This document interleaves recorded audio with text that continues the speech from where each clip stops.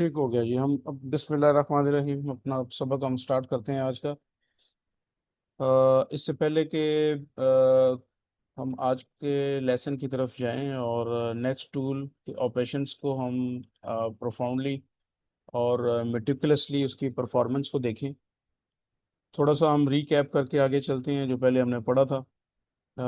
अभी तक हमने ये देखा कि जो हमारा एडोब इलस्ट्रेटर है उसके इंटरफेस पे हम किस तरीके से आते हैं, और इसका इनिशियल इंटरफेस हमें जो है वो प्रीसेट्स ऑफर करता है।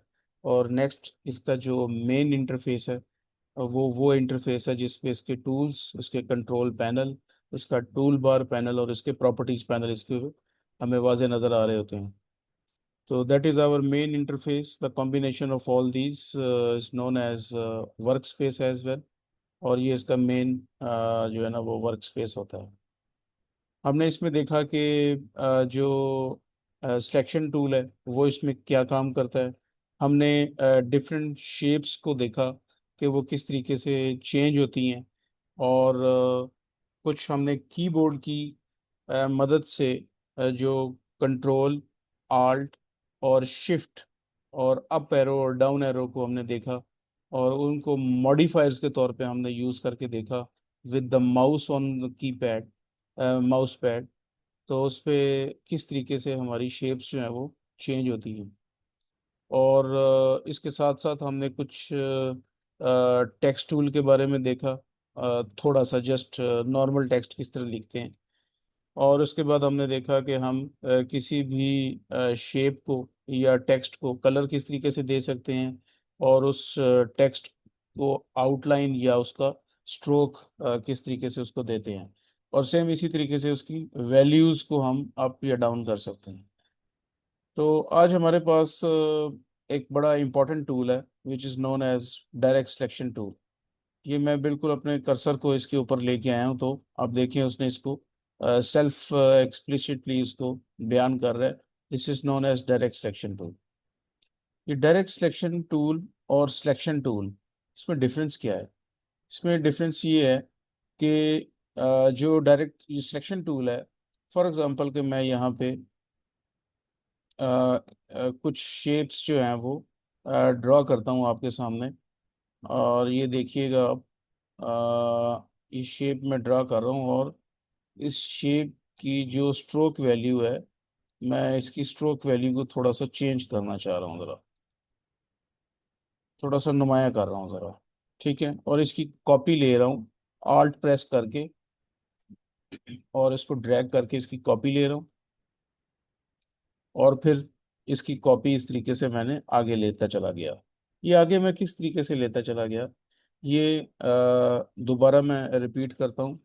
ये मैं कंट्रोल जी की मदद से वापस आया। आप जब भी कोई एक ऑब्जेक्ट या शेप बना लेते हैं, ड्रॉ कर लेते हैं शेप टूल की मदद से, रेक्टेंगल टूल की मदद से आप आए और आपने एक, मैं इसे रेक्टेंगल कहूँगा, आपको स्क्वायर नज़र आ रहा है क्योंकि ये रेक्टेंगल टूल हम इस वक्त यूज़ कर रहे हैं और ये रेक्टेंगल टूल कहलाता है। तो नॉर्मली मैं कई दफ़ा इसको रेक्टेंगल बोल दिया करूँगा, तो इस पे डबल माइंड ना हुएगा। ये this is meant for square, because मैंने इसे परफेक्ट स्क्वायर बनाया हुआ है। मैं इसकी यहाँ पे कॉपी लेता हूँ, आल्ट प्रेस करता हूँ, और अपने माउस के लेफ्ट क्लिक करते हुए ड्रैग करके राइट लेके आता हूँ, और उसको छोड़ देता हूँ। तो मेरे पास एक स्क्वायर की कॉपी जो है ना बन के आ जाती है। मैं चाहता हूँ कि इसके बाद भी इसी सीरीज में, इसी लाइन में, हॉरिजॉन्टली आगे इसी डायरेक्शन में इसकी कॉपीज बनती चली जाएं।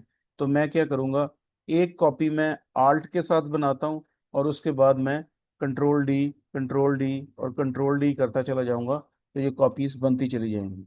उसके बाद मैं चाहता हूँ कि नहीं, मैं ये सारी की सारी कॉपीज ये मैं इसके नीचे बनाना चाहता हूँ, तो मैं इनको अपने माउस के लेफ्ट क्लिक के साथ इसको सबको सिलेक्ट करता हूँ, और सिलेक्ट करके इसको मैं आल्ट प्रेस करके नीचे ले आता हूँ।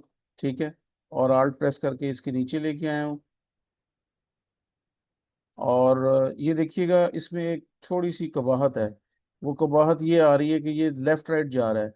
तो जो ही मैं इसको, मैं चाहता हूँ कि ये इसके नीचे आ जाए, तो मैं इसको क्या करूँगा, शिफ्ट को प्रेस कर दूंगा, तो ऑटोमेटिकली वो इसके नीचे आ जाएगा।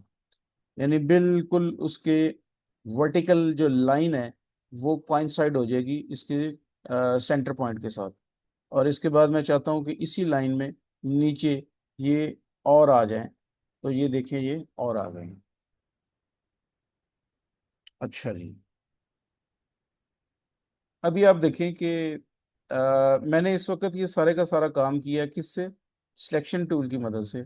जब मैं किसी सिलेक्शन टूल की मदद से किसी ऑब्जेक्ट पे जाके सिलेक्ट करता हूँ तो वो कुछ इस तरीके से सारे का सारा सिलेक्ट हो जाता है। लेकिन इससे पहले कि मैं आगे चलूं, तो थोड़ा सा इसको रिवाइज करता चलता हूं ताकि आपको इसकी ज़रा इन डेप्थ जो है ना इसकी डिटेल समझ आ जाए कि ये दोनों में फ़र्क क्या है आखिर। ठीक है। अभी आप देखें ये इसके जो हमारा स्क्वायर बना हुआ है, इस स्क्वायर की आउटसाइड पे ये कुछ 4 5 6 इसके एंड पे ये कुछ वर्टिसेस टाइप बने हुए हैं। जैसे मैंने कहा था कि ये इनके कुछ पॉइंट्स हैं। ये पॉइंट्स बने हुए हैं और इन पॉइंट्स के अंदर भी ये छोटे छोटे पॉइंट्स बने हुए हैं। जिन इन पॉइंट्स को पकड़ के आप इसे शेप को चेंज कर सकते हैं अपनी मर्जी के साथ। उसको थोड़ा सा जो कॉर्नर्स हैं उनको आप राउंड कर सकते हैं और उसको अपनी मर्जी से आप चेंज कर सकते हैं। ठीक है।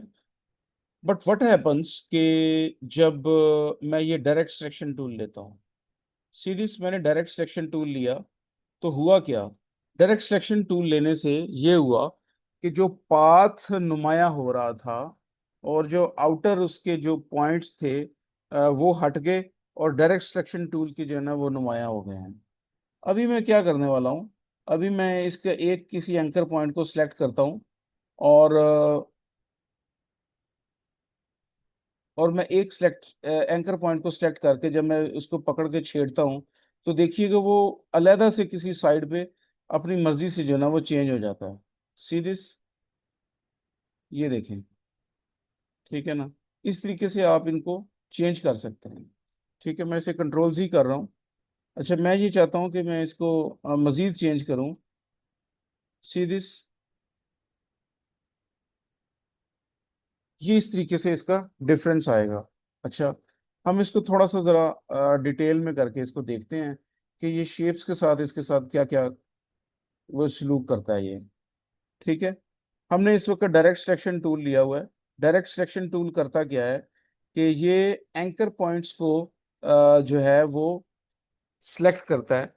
एंकर पॉइंट को सिलेक्ट करके और पाथ को आप किसी भी ऑब्जेक्ट के पाथ को आप चेंज कर सकते हैं। ठीक है। तो हम क्या करते हैं, जिस तरीके से हम ये देखिएगा, पहले हम क्या कर रहे थे, मैंने सिलेक्शन टूल पे सिलेक्शन लिया है तो देखिए उसके एंकर पॉइंट सारे नुमाया हो गए हैं। और हम क्या कर रहे थे, यहाँ से एक एंकर पॉइंट अंदर वाला पकड़ते थे जो कि इसके कॉर्नर्स राउंड करने के लिए यूज होता था। इसको जब पकड़ के हम करते हैं तो ये सारे का सारा इसकी पिक्चर चेंज हो जाती है, इमेज चेंज हो जाता है, शेप चेंज हो जाती है, ऑब्जेक्ट चेंज हो जाता है, उसका सारे का सारा वेक्टर आर्ट चेंज हो जाता है। द मोमेंट मैं इसे डायरेक्ट सिलेक्शन टूल पे रखता हूँ तो डायरेक्ट सिलेक्शन टूल पे ये मेरी चॉइस है कि मैं उसको कहाँ पे जाके क्या कर सकता हूँ। ठीक है। It's my choice now. ठीक है। ये देखिए, मैंने यहाँ पे एक कॉर्नर को सिलेक्ट किया, इस पे क्लिक किया और मैंने इसको पकड़ के नीचे खींच दिया।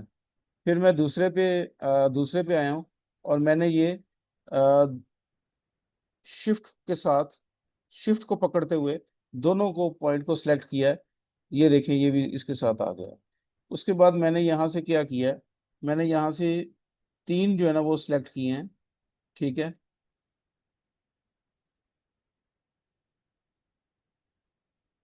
सारे सिलेक्ट हो गए। अच्छा, अभी शिफ्ट नहीं पकड़ता ना सही तरीके से।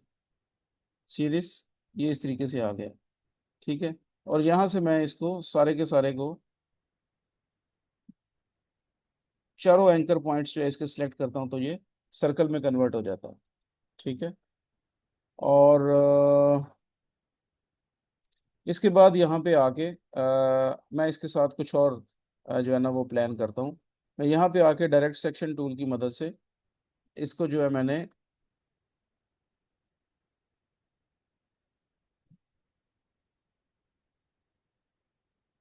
ये क्या हुआ? अचानक आपने देखा कि ये क्या हो गया। मैं कंट्रोल जी कर रहा हूँ मैंने यहाँ पे आके इसके सिलेक्ट किया, मैं जूम कर रहा हूँ।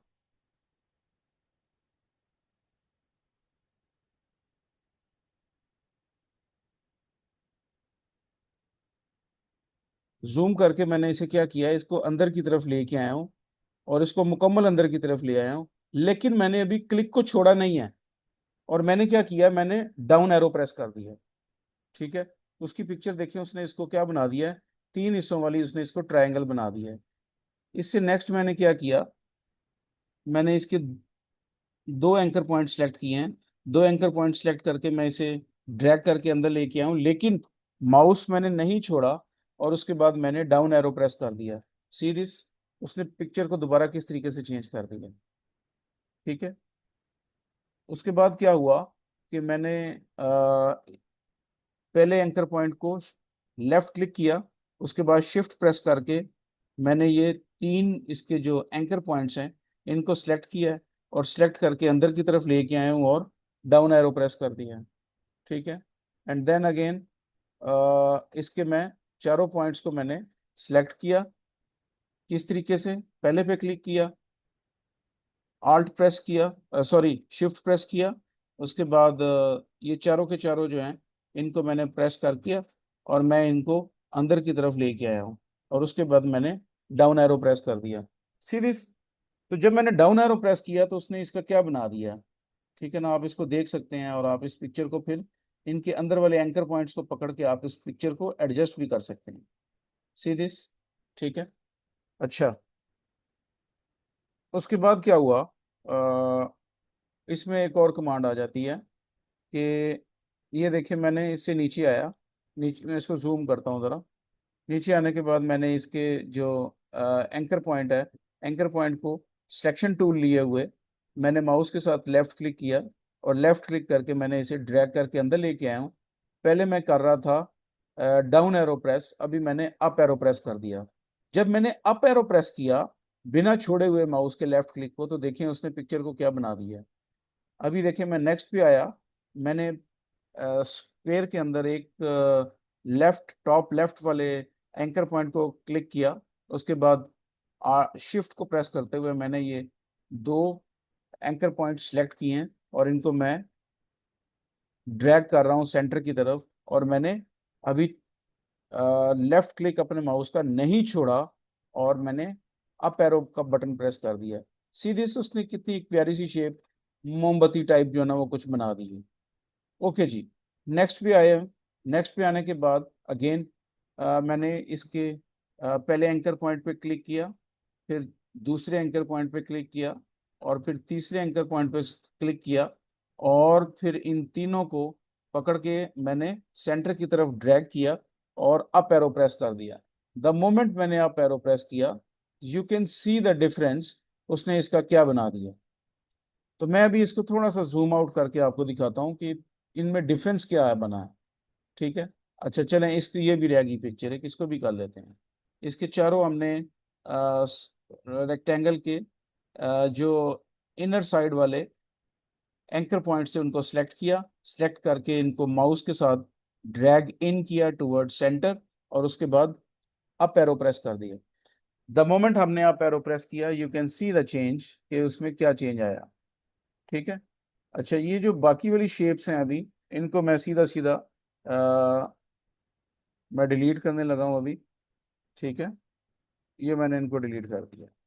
ठीक है, अच्छा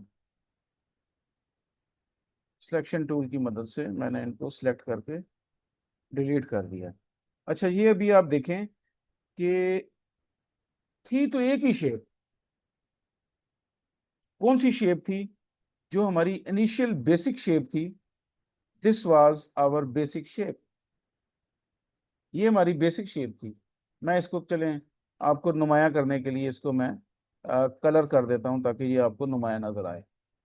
ठीक है, समथिंग लाइक दिस, ये हमारी बेसिक शेप थी। और इस बेसिक शेप ने क्या किया, जब हमने डायरेक्ट सिलेक्शन टूल की मदद से मॉडिफायर्स को कीबोर्ड की मदद से यूज करते हुए ऑपरेट किया, तो देखें उसकी ये 12 शक्लें अलहदा से बन गई हैं। ठीक है, तो यू कैन सी कि ये कितनी इसकी एक ही जो ऑब्जेक्ट है वो कितने ज्यादा ऑब्जेक्ट्स की शेप इख्तियार कर सकता है। ठीक है। और यहाँ से आप इनको अपनी मर्जी के लिए यूज कर सकते हैं। यहाँ तक किसी का कोई क्वेश्चन है तो यू कैन आस्क।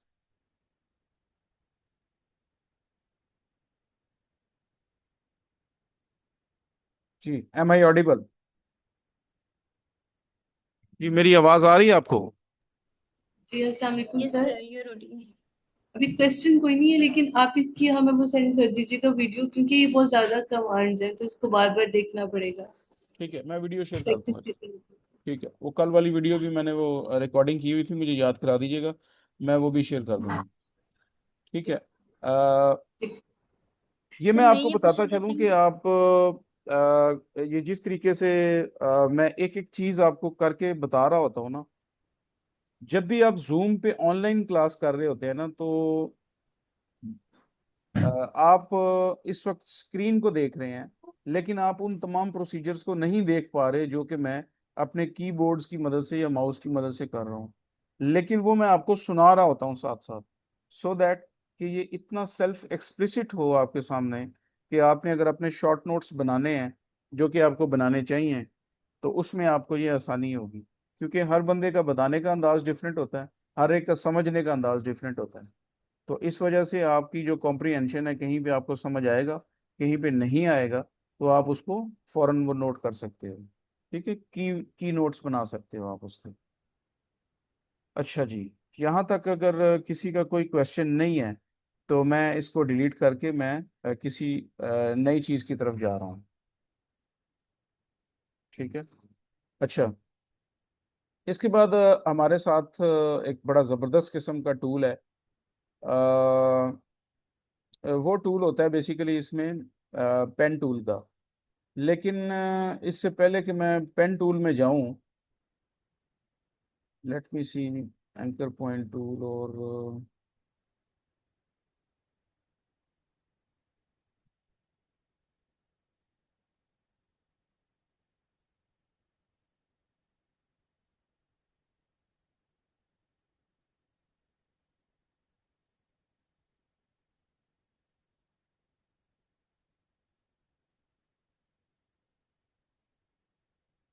अच्छा, चलें आज आपको इसका कुछ और एक इजी सा बताते हैं। पेन टूल में आपको डिटेल में बताऊंगा। पेन टूल बेसिकली यूज होता है ट्रेसिंग में ना, तो उसको मैं थोड़ा सा आज आपको चलें उसका भी टच दूंगा कि पेन टूल बेसिकली करता क्या है। देखें, आपके पास ये जो जितने भी पाथ होते हैं, मिसाल के तौर पे ये मैं एक परफेक्ट स्क्वायर आपके सामने मैंने ड्रॉ किया है।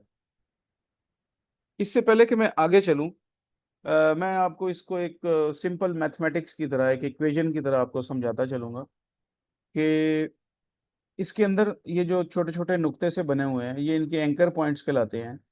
लेकिन आप ये देख रहे हैं कि अगर मैं इसको जूम इन करूं, तो आप ये देख रहे हैं कि एक नुक्ते से लेके, सॉरी, ये देखें, एक एंकर पॉइंट से लेके और ये दूसरे एंकर पॉइंट तक ये एक लाइन सी ड्रॉ हुई हुई है। ये लाइन चूंकि मैंने स्ट्रोक वैल्यू जो है वो 6 पॉइंट पे की हुई है, इसलिए ये बहुत ज्यादा आपको नजर आ रही है। अदरवाइज ये इतनी ज्यादा नजर ना आए। लेकिन इनिशियल जो इलिस्ट्रेटर जो दिखा रहा है आपको, वो यही दिखा रहा है कि एक पाथ है ये। जब, और ये किस तरह पता चलता है कि जब आप अपना कर्सर इसके ऊपर लेके आते हैं, तो वो खुद आपको बोल के बता देता है कि ये पाथ है। ठीक है। इसका मतलब ये हुआ कि कहीं ना कहीं इलिस्ट्रेटर के अंदर आपको ये पाथ खुद से भी तो ड्रा करना पड़ सकता है ना। ठीक है ना। तो उसके लिए क्या प्रोसीजर होना चाहिए कि पहले तो ये समझना पड़ेगा कि पाथ होते कितने किस्म के हैं। मिसाल के तौर पे आपसे कोई रास्ता पूछता है कि भाई ये रास्ता बताना, ये सड़क आगे कहाँ जाती है, तो आप कहते हैं भाई ये सड़क तो आगे बंद हो जाती है। ठीक है। तो वो सड़क बंद हो जाती है। अच्छा, उसका मतलब मैं आपको चलें ये ड्रॉ करके दिखाता हूँ जी। ठीक है।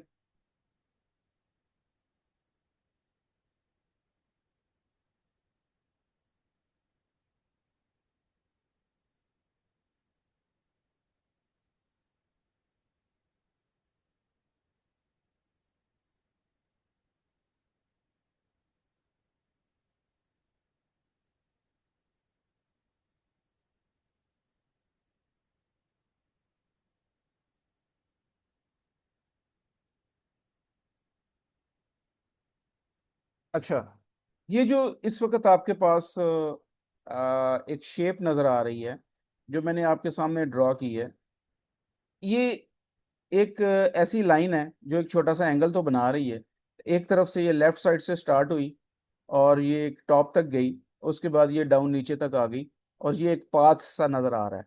ठीक है, लेकिन ये path, this path is known as open path. इसे कहते हैं ओपन पाथ। ठीक है,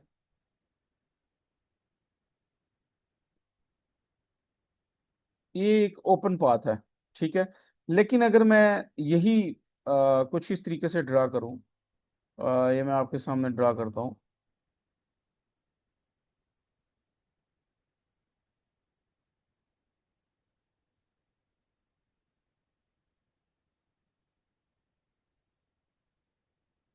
सी, ये मैंने आपके सामने ड्रा किया है, और इसको मैं इसकी स्ट्रोक वैल्यू भी इसको दे देता हूँ। ठीक है, लेट अस सी जी, इसको मैं थोड़ा सा इसको कलर दे देता हूँ, उसके बाद इसकी स्ट्रोक को वैल्यू दे देता हूँ थोड़ा सा, दिखाने के लिए, जस्ट आपको ना नुमाया करने के लिए। ठीक है।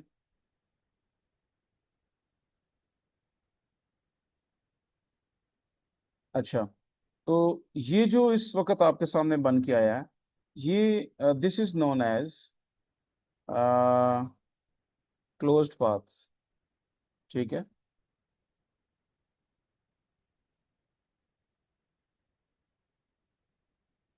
Closed path. ठीक है, ये इस वक्त आपके सामने जो नज़र आ रही है क्लोज्ड पाथ है।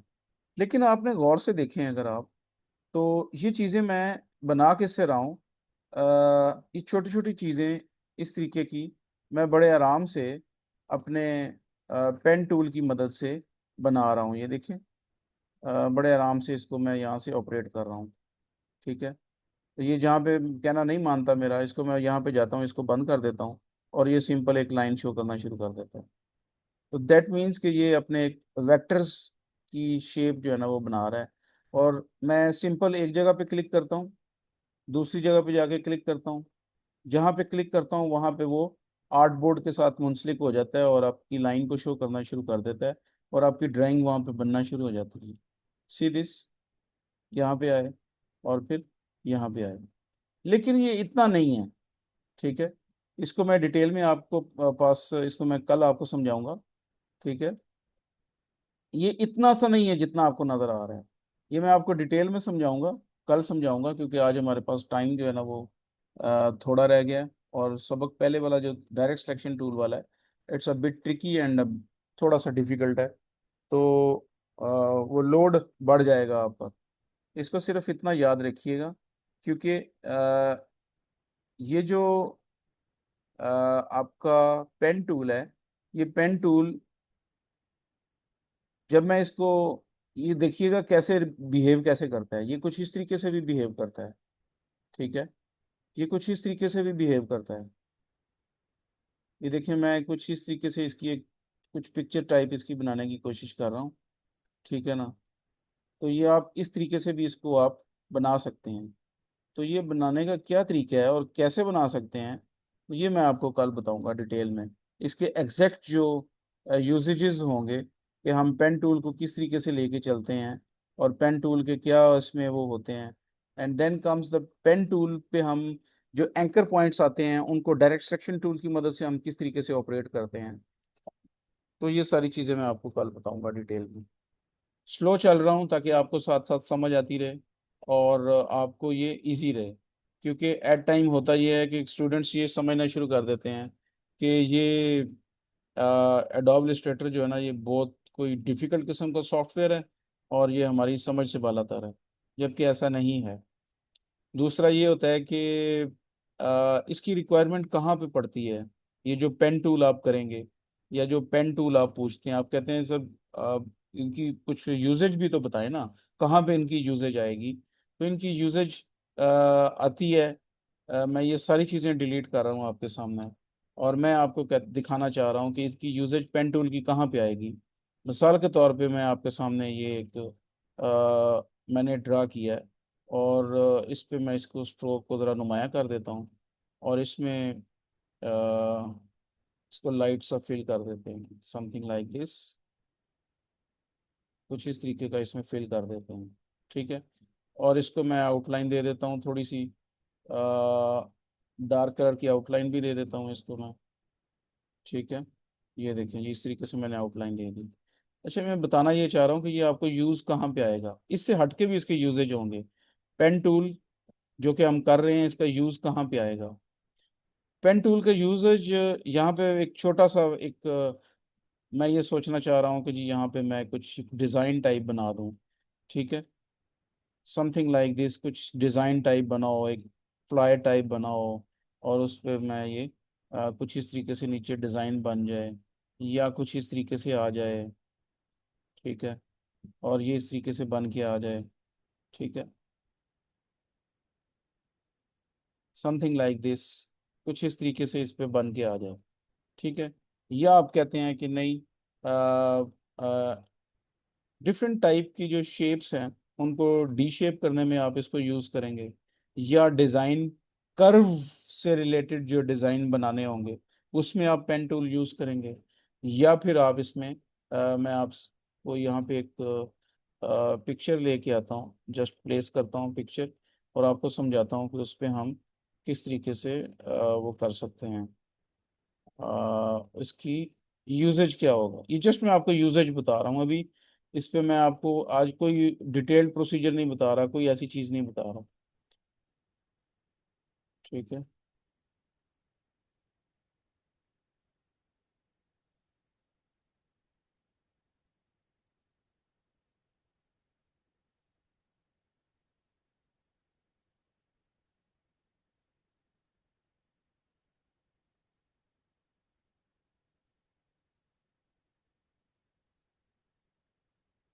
ओके, चलें जी, शुरू में ये पिक्चर्स पड़ी है कि ये वाली ले लेते हैं। ठीक है। ये आ गई पिक्चर और हमने इसको एम्बेड कर दिया यहाँ पे। ये मैं आगे चल के आपको बताऊंगा कि हम इसको पिक्चर्स को एम्बेड क्यों करते हैं। ठीक है। हमारे पास ये एक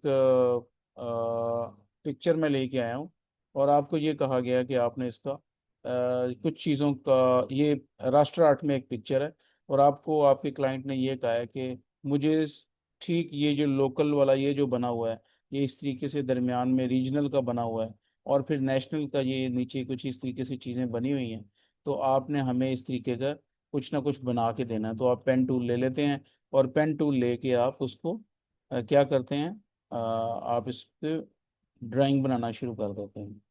ठीक है।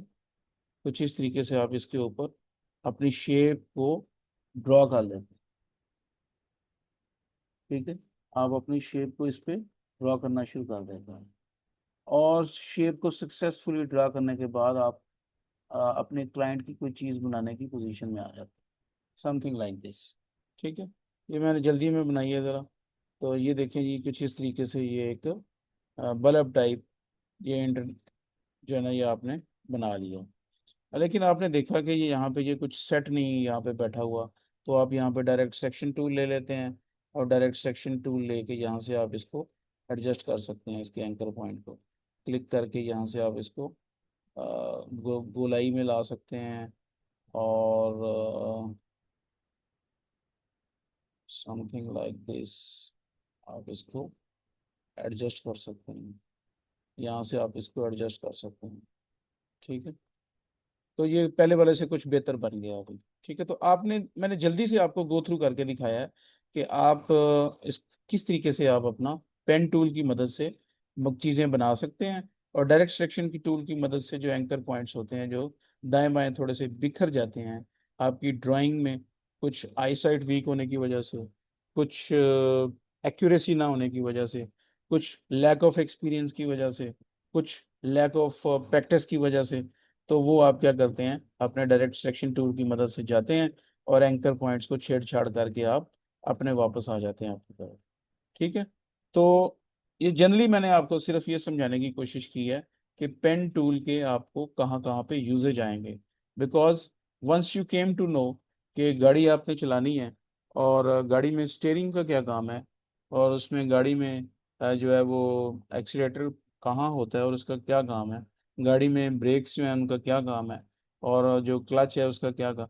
तो जब इनके काम आपको बता दिए जाते हैं तो आप इन टूल्स का जो मकसदियत है वो आपके सामने वाजे हो जाती है। फिर आप समझते हैं कि नहीं, ये tool, these tools are actually important, ये टूल्स आगे जाके काम आने हैं। और काम कहाँ कहाँ आने हैं? जिस वक्त आपने विजिटिंग कार्ड इसी हफ्ते आपने डिज़ाइन करना है, ठीक है, इंशाल्लाह आप देखिएगा। विजिटिंग कार्ड आपने इसी हफ्ते डिज़ाइन करना है। उसके बाद आपने डिफरेंट डिज़ाइन जो है ना वो आपने बनाने हैं। उसमें आप देखें कि सीनरियाँ आप बनाएंगे, बड़े डिफरेंट तरह की शेप्स बनाएंगे आप, और आप खुद उसको एंजॉय करेंगे। और इस तरह की चीज़ें जो है ना वो आपको बड़ा अट्रैक्टिव लगेंगी।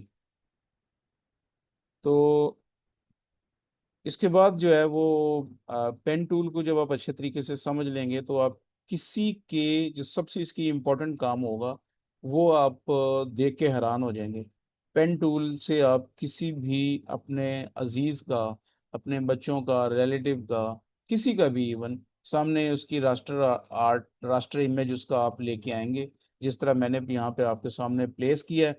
और उसके बाद मैं आपको बताऊंगा कि आप वहाँ से इलिस्ट्रेशन के साथ साथ आप ट्रेसिंग किस तरह बना सकते हैं, आप ट्रेस किस तरह बनाते हैं मुख्तलिफ चीज़ों के, ठीक है।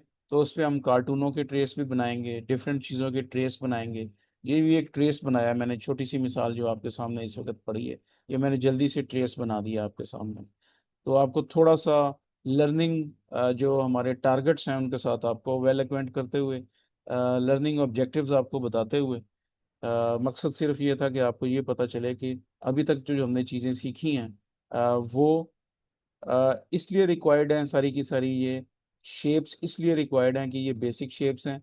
और इन्हीं बेसिक शेप से हम अ, जो कॉम्प्लेक्स शेप्स हैं वो इसको हम बनाते हैं। और जो हम आज जो हमने सबक पढ़ा उसमें हमने सबसे इम्पोर्टेंट चीज़ जो पढ़ी वो हमने पढ़ी कि हमारे कीबोर्ड के ऊपर मॉडिफायर्स मौजूद होते हैं। और ये मॉडिफायर्स जो होते हैं ये बेसिकली क्या करते हैं, ये मॉडिफायर्स हमारे मॉडिफायर्स जो है ना ये हमारे जो की माउस माउस की जो ऑपरेशनल जो आउटपुट है उसको मल्टीप्लाई कर देते हैं। यू सी दैट कि एक हमारे पास रेक्टेंगल या स्क्वायर था, हमने उसी रेक्टेंगल से तकरीबन 12 डिफरेंट ऑब्जेक्ट्स, 12 डिफरेंट शेप्स हमने डी शेप कर दी या दोबारा बना दी। और हमने ये सीखा कि हमारे पास जो मॉडिफायर्स हैं उसमें शिफ्ट है, कंट्रोल है, ऑल्ट है, अप एरो है और डाउन एरो है from the keyboard while pressing left click click of the mouse. तो ये हमारे पास ये चीज़ें अवेलेबल हैं। अच्छा, उसके बाद कल हम इसको डिटेल में देखेंगे, पेन टूल को हम डिटेल में पढ़ेंगे। और पेन टूल को डिटेल में पढ़ने के बाद आप आप समझ लीजिएगा कि आप आधा जो मेन काम है आप समझ गए हैं, इलिस्ट्रेटर आप समझ गए हैं। इसके बाद जो है ना वो चीज़ें हमारी चलती चली जाएंगी और वो बड़ी आसानी से हम इसको करते चले जाएंगे। We have last three three three and half minutes. तो इस ड्यूरेशन में मैं ये चाह रहा हूँ कि मैं आपको कुछ और बता दूं या इतना काफ़ी होगा? बताइए प्लीज़ मुझे। सही, काफी है। अच्छा, मेरा ये था कि मैं आपको ग्रेडियंट और कोई और चीज़ें भी बता देता, अगर वो आप हैवियर ना फील कर रहे हो तो। सर कल भी बहुत ज्यादा टाइम लगा के वो असाइनमेंट बनी है, it is very much time taking. हाँ, ये आप लोगों की जो एफर्ट है ना, ये मैं आपको बताऊं कि जितनी हैंड्स ऑन प्रैक्टिस आप इसके ऊपर करेंगे ना, वो अभी मैंने जब ये स्टार्टअप पे शुरू किया था आप यकीन करेंगे कि मैं मुझे समझ नहीं आता था, क्योंकि हमारे उस्ताद सिर्फ करके दिखाते थे, वो इस तरीके से करके दिखाते थे। और they are really great teachers. वो कहते थे कि ये हमने रेक्टेंगल ले लिया रेक्टेंगल टूल से, और उसके बाद डायरेक्ट सिलेक्शन टूल लिया है, और डायरेक्ट सिलेक्शन टूल लेके हमने कुछ इस तरीके से किया इसको, ठीक है। और उसके बाद ये किस तरीके से शेप बनी है, वो कहते थे जी कि ये माउस के ऊपर से अप एरो आप क्लिक कर दें। वो ये नहीं बताते थे कि आपने लेफ्ट क्लिक को प्रेस करते हुए होल्ड, होल्ड करके और उसके बाद आपने लेफ्ट हैंड से आपने कीबोर्ड पे आना है, अप एरो प्रेस करना है या डाउन एरो प्रेस करना है, ठीक है ना। तो ये सारी की सारी चीजें जो है ना वो नहीं बताते थे। ये बैकग्राउंड कलर से क्या मुराद है आपका, मुझे ये बताइए प्लीज। बैकग्राउंड कलर आप किसको कह रही हैं? आई थिंक वो आर्टबोर्ड की कलर को कह रही है। आर्टबोर्ड का कलर नहीं चेंज होता, आर्टबोर्ड का कलर यही रहेगा। आर्टबोर्ड का कलर चेंज करने का फायदा कोई नहीं है ना, क्योंकि आर्टबोर्ड का कलर आपने क्यों चेंज करना। ये जो कुछ आप बना रही हैं ये आर्टबोर्ड के ऊपर तो बन रहा है। मुझे इस लॉजिक समझ नहीं आई कि आर्टबोर्ड का कलर क्यों चेंज करना है। सी, आप कोई ड्राइंग बना रही हैं तो आर्टबोर्ड का कलर नहीं चेंज होगा, ठीक है। अगर, हाँ, आप ये कह सकती हैं कि सर ये हमारे जो इलस्ट्रेटर हैं उन पे ये वाला जो रीजन है कि अगर आर्ट बोर्ड को हटाया जाए तो हमारा ये वाला रीजन जो है ना ये थोड़ा सा लाइट है और आपका ये डार्क है, व्हाट इज द रीजन। अगर ये क्वेश्चन है तो ये मैं बताता हूँ। लेकिन अगर ये क्वेश्चन है कि ये आर्ट बोर्ड तो इसी तरीके से ही होगा ना। देखें, आर्ट बोर्ड का कलर नहीं आप चेंज कर सकते। उसकी रीजन है कि आर्ट बोर्ड के ऊपर ये देखें मैंने क्या किया है, ये कंप्लीट इसके ऊपर मैं लेके आता हूँ, ये देखें आर्ट बोर्ड चेंज हो गया कलर। सी दिस, मैं इस पे वो कलर इसका चेंज कर देता हूँ, समथिंग लाइक दिस।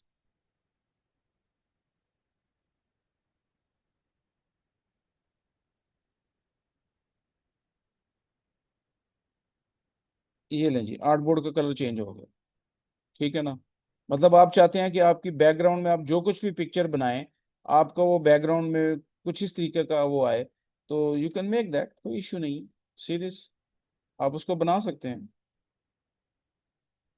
इसको सिलेक्ट करें, आप इसको चेंज करें, आप जिस मर्जी कलर में चेंज करें। आप ये इस तरीके का कलर लाना चाहते हैं, आप इस तरीके का कलर दें, जो भी आप इसमें कलर लगाना चाहते हैं, इट्स अप टू यू। ये देखिए, इट्स अप टू यू, ठीक है ना। लेकिन जो डिफॉल्ट कलर है, जो आर्ट बोर्ड का डिफॉल्ट